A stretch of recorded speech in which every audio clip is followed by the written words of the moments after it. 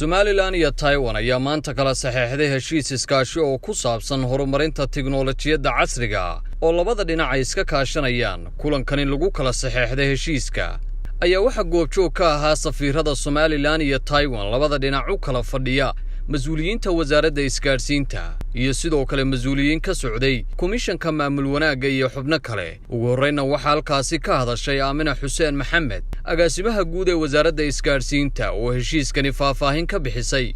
munaasabada lagu kala saxeexanayo heshiis laba dhinac ah oo ay wada galayaan Jamhuuriyadda Somaliland iyo Jamhuuriyadda Taiwan oo ku aadan dhinaca tiknoolajiyadda. mashruucan maanta aynu halkan u fadhinaa wuxuu salka ku hayaa oo ka soo farcamay qorshaha horumarinta qaranka Jamhuuriyadda Somaliland. qorshahaas oo ay ka mid tahay si horumar ballaaran looga gaadho maamul wanaagga. waxa laga maarmaan ah in macluumaad wanaagsan iyo shabakado isgaarsiineed oo isku xidhan la helo si ay u fududaato xidhiidhka u dhaxeeya laamaha dawladda iyo bulshada. haddaba si loo gaadho himilooyinkaas, wasaaradda tiknoolajiyadda iyo isgaarsiintu waxay samaysay siyaasadda e-government-ka sanadkii 2019. siyaasadaas oo ka koobnayd qaybo badan. haddaba maanta wadanka Taiwan la leenahay xiriirka diblomaasiyadeed waxaynu la sameynaynaa iskaashi dhinaca tiknoolajiyadda ah kaas oo aynu rajaynayno inuu heshiiskan maanta dhexmaraya Jamhuuriyadda Somaliland iyo Jamhuuriyadda Taiwan uu noqon doono mid horumar ballaaran ka geysan doona dhinaca tiknoolajiyadda. heshiiskani wuxuu ka kooban yahay 3 qaybood. 3 qaybood oo kala ah mashruuca isku xidhka nidaamyada dawladda, mashruuca tayeynta iyo xirfadsiinta aqoonta ICT-ga ee dhalinyarada iyo bulshada, iyo mashruuca maamulka shabakadda dawladda oo iyagana ay nagala shaqeyn doonaan.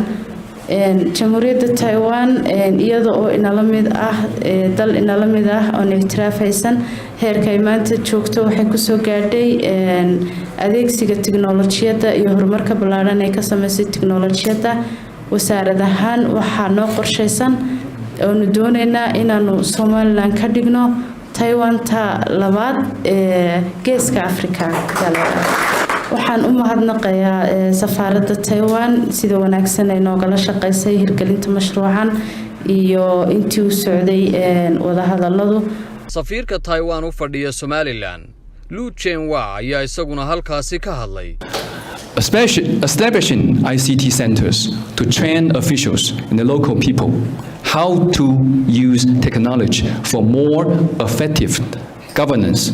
ay Somaliland ka caawin doonaan dhinaca tiknoolajiyadda. waxa uu xuseen qayb weyn ay ka qaadan doonaan isku xidhka nidaamka dawladeed ee ku dhisan tiknoolajiyadda. Taiwan ICDF is helping Somaliland.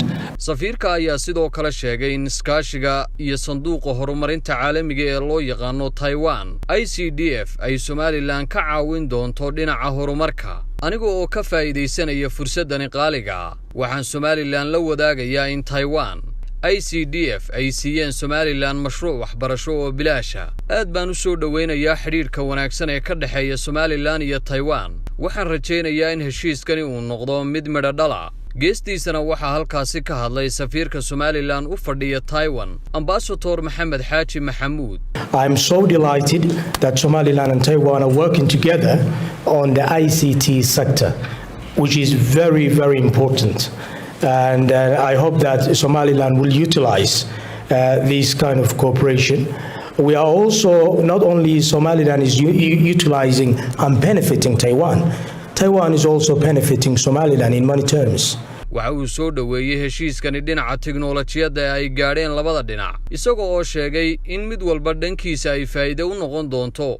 I'm so delighted to participate today's event, and I'm so glad that Ambassador Alan, my very close friend from Taiwan, and the other team, Yombo and others in ICDF. waan ku faraxsanahay inaan goobjoog ka noqdo heshiiskani dhaxalgalka. sidoo kalena ay goobjoogga ka yihiin kooxda ka socota sanduuqa horumarinta caalamiga ee Taiwan ee magacooda loo soo gaabiyo ICDF. ugu dambeynna waxaa halkaasi labada dhinac ay ku kala saxeexdeen heshiiskani iskaashiga ee ku saabsan dhinaca tiknoolajiyadda ee Taiwan ay Somaliland kaga caawinayso tiknoolajiyadda casriga ah. Siciid Aadan Jaamac, Telefishanka on Cable, Hargeysa. hadda waan jimicsadaa caafimaadka charger ma haysaa xaajo tiyarad iskuulkii maad geystay hay charger ma haysaa charger ma haysaa charger casuumaddii baan joogaa casuumaddii sug halo charger ma haysaan